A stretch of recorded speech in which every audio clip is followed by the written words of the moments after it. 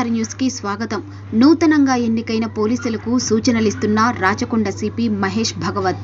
ఇక వివరాల్లోకి వెళ్తే మంగళవారం రోజు స్థానిక సాయి కన్వెన్షన్ హాల్లో డీసీపీ నారాయణ రెడ్డి ఆధ్వర్యంలో 194 సివిల్ కార్ రిక్రూట్ పీసీలతో డ్యూటీలో తీసుకోవాల్సిన సూచనలను వారికి వివరించారు.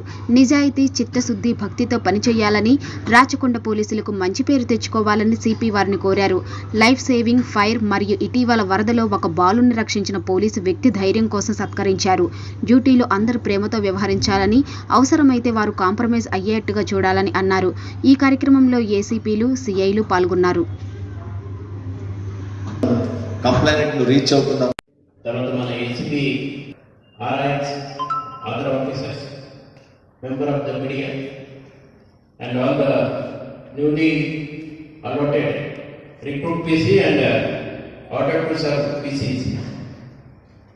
Section 20, Section 20 Criminal Procedure Code. Criminal Procedure Code నడుచుకున్నారా? ఆర్డర్ ఇవ్వాలి. సో కమిషనరేట్లో ఫైరింగ్ ఆర్డర్ ఇవ్వడానికి ఎవరికి పవర్ ఉంటుంది? కమిషనరేట్లో ఫైరింగ్ ఆర్డర్ ఇవ్వడానికి కమిషనర్కి పవర్. లైసెన్సింగ్ ఏముంటుంది? ఆర్మ్స్ లైసెన్స్, ఎక్స్ప్లోజివ్ లైసెన్స్, తర్వాత మన ఇంటర్నెట్ ఓపెన్ చేయాలా, అది లైసెన్స్ ఉన్నాయి. ప్రొసెషన్స్ తీసుకోవాలా, దానికి పర్మిషన్ ఇవ్వాలా. ఈ రకరకాల కొన్ని లైసెన్సెస్ ఉన్నాయి. జిల్లా వాళ్ళు అది అంతా ఇన్ఫర్మేషన్ కలెక్ట్ చేసి మళ్ళీ కలెక్టర్ ఆఫీస్కి పంపించాలి. కలెక్టర్ ఆఫీస్ నుంచి ఆ లైసెన్స్ ఇష్యూ చేస్తారు. కమిషనరేట్లో అదే లైసెన్స్ కమిషనర్ ఆఫీస్ నుంచి. ఈ స్పెషల్ కొన్ని పవర్స్, మ్యాజిస్ట్రియల్ పవర్ ఐపీసీలో, క్రిమినల్ ప్రొసీజర్ కోడ్లో సెక్షన్ సెక్యూరిటీ బైండింగ్ సెక్షన్స్ ఉన్నాయి కొన్ని.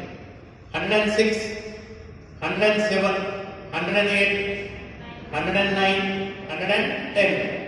ఈ సెక్యూరిటీ బైండర్ సెక్షన్స్ ఆ పవర్ కూడా కమిషనరేట్. వాళ్ళు కొట్లాడుతున్నారు. ఆ రెండు పార్టీని కూడా పిలిపిస్తాం మనం. రండి, మార్నింగ్ నుంచి సాయంత్రం దాకా కూర్చోండి, మా అల్లుడు లాగా మీకు ట్రీట్ చేస్తాము, అదే డేట్ ఇస్తూ ఉన్నాము. తర్వాత మళ్ళీ వాళ్ళు కాంప్రమైజ్ చేస్తారు, మనం ప్రశాంతంగా ఉంటామని చెప్తారు. తర్వాత కొన్ని 108 వాళ్ళ మీద నిఘా పెట్టాలంటే 108. సో 108 మనం కమిషనరేట్లో మనం చేయొచ్చు. 109 అంటే హ్యాబిచువల్ అఫెండర్. 110 ఈ సెక్యూరిటీ సెక్షన్స్ పవర్ కూడా కమిషనరేట్లో కమిషనర్ ఉన్నాయి. కమిషనరేట్లో ఈ క్లోజింగ్ డౌన్ 133 సిఆర్పిసి.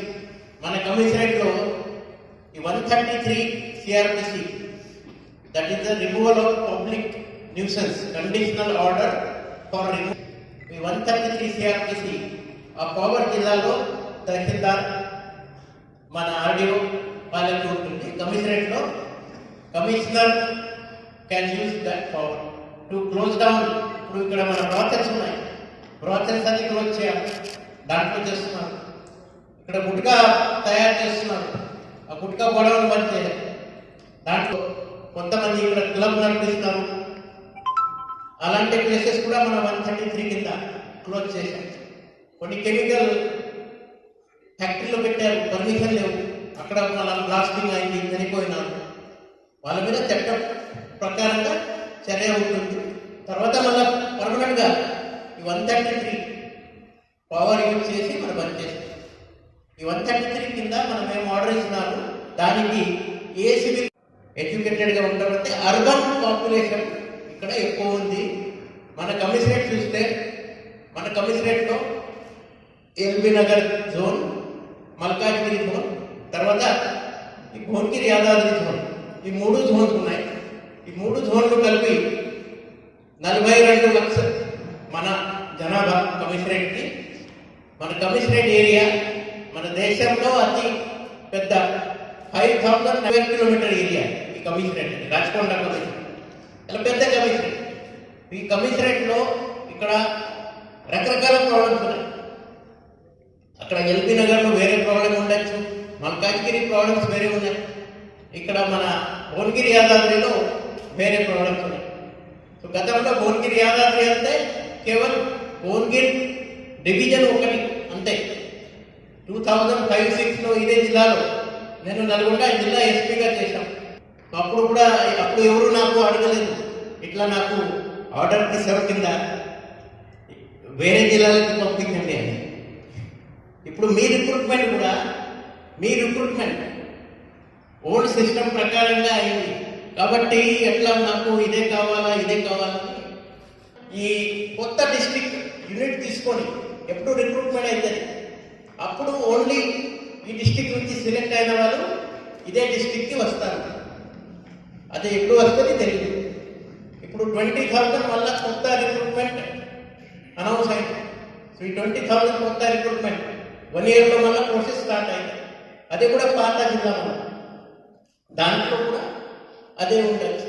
ఇంకొకటి ఇప్పుడు మీ దగ్గర మీ మధ్యలో వాళ్ళు చెప్పారు. సో ఈ 191లో గ్రాడ్యుయేట్ కానీ పోస్ట్ గ్రాడ్యుయేట్ ఎంతమంది ఒకసారి చెప్పేది ఎక్కువ గ్రాడ్యుయేట్ కానీ పోస్ట్ కానిస్టేబుల్కి మినిమం ఇట్లా ఇప్పుడు వచ్చింది కానిస్టేబుల్ అని సంతోషంగా ఇప్పుడు పడుకోవడం అది క్రైమ్ అని. మీ ర్యాంక్ మీ గ్రాడ్యుయేషన్ చేశారు. మీ గ్రాడ్యుయేషన్ చేసి మళ్ళీ మీరు ఇంటర్మీడియట్లో ఎవరికి పాత్రత ఉంది ఆ కానిస్టేబుల్ పోస్ట్ మీరు జాయిన్ చేస్తున్నారు, నో ప్రాబ్లం. ఇప్పుడు ఇది లాంచింగ్ ప్యాడ్ స్టెప్పింగ్ స్టోన్ లాగా మీరు వినియోగించి నెక్స్ట్ టార్గెట్ పక్క నెక్స్ట్ సబ్ ఇన్స్పెక్టర్ అది మీరు టార్గెట్ పెట్టండి. సబ్ ఇన్స్పెక్టర్ రిక్రూట్మెంట్ కూడా వస్తుంది మళ్ళీ. తర్వాత గ్రూప్ 1 తర్వాత మళ్ళా సిఏపిఎం మళ్ళీ యూపీఎస్సీ ఆ టార్గెట్ పెట్టండి. మీ అందరు క్వాలిఫైడ్ మీరు. ఎందుకంటే ఇప్పుడు డిపార్ట్మెంట్లో మీరు కానిస్టేబుల్గా జాయిన్ చేస్తున్నారు. మీరు డిగ్రీ చదివారు, మీరు పిహెచ్డీ చేశారు కాబట్టి మీకు ప్రమోషన్ రాదు. అర్థమైందా? కానిస్టేబుల్ టు హెడ్ కానిస్టేబుల్ ప్రమోషన్కి ఇక్కడ చాలా మంది ఉన్నారు కాబట్టి టైం పడుతుంది. మళ్ళీ head constable to next promotion assistant sub inspector దానికి కూడా టైం పడుతుంది. మళ్ళీ నెక్స్ట్ ప్రమోషన్ సబ్ ఇన్స్పెక్టర్. మీ రిటైర్మెంట్ దాకా సబ్ ఇన్స్పెక్టర్ అయితే చాలా మంచిది. మాత్రం మీరు అవుతుందా కాదా నాకు తెలియదు. ఎందుకంటే ఇప్పుడు రిక్రూట్ సంఖ్య చాలా ఉన్నాయి. అంత పోస్ట్ ఈ పిరమిడ్ ఉంటుంది. ఈ పిరమిడ్లో మీరు పైకి వెళ్తే ఆ సంఖ్య తగ్గుతుంది.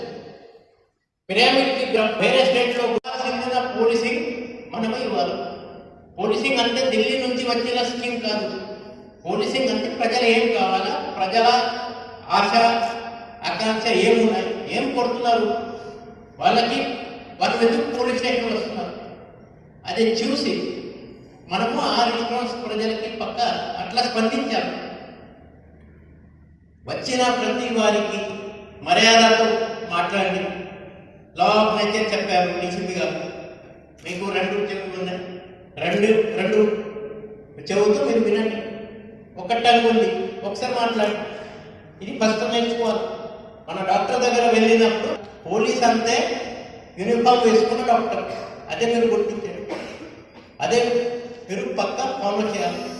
ప్రజలతో మమేకమై పక్క మీరు పని చేయాలి. గతంలో ఉన్న పోలీసింగ్ ఇప్పుడు ఉన్న పోలీసింగ్ చాలా తేడా. తర్వాత కమిషనరేట్లో మెయిన్ అంతే